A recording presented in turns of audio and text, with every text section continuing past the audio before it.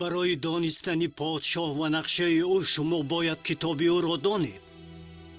بیش از 1500 سال پیشتر پادشاه تقریباً 40 کس را انتخاب نمود تا که قصه و پیام او را نویسند. آنها را پیغمبران می نامیدند.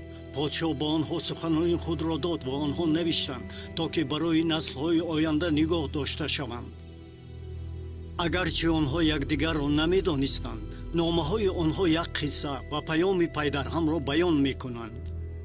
نامه‌های پیغمبران را نوشته‌های مقدس می‌نامند.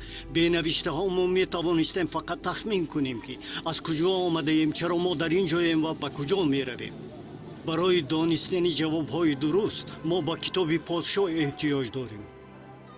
تقریباً 3500 سال پیش پادشاه به موسی نام پیغمبر الهام داد چنین نویسد: آدم نه تنها با نان زندگی می‌کند، بلکه با هر کلمه‌ای که از دهان پروردگار برآید.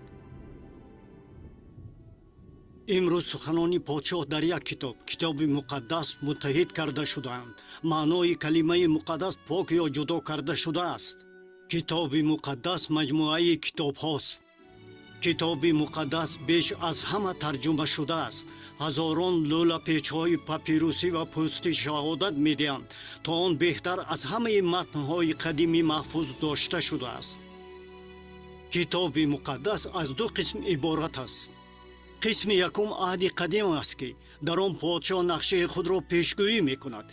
قسم دوم عهد جدید که در آنها پادشاه نقشه خود را اجرا می‌کند. عهد معنای سازشنامه یا کانترکت را دارد. عهد قدیم نقشه های خدا را پیشگویی می کند.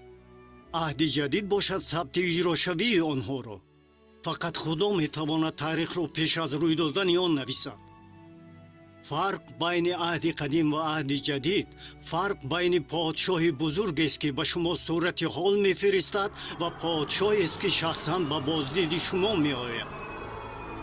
نوشته های مقدس اول به شرق نزدیک، افریقا، آسیا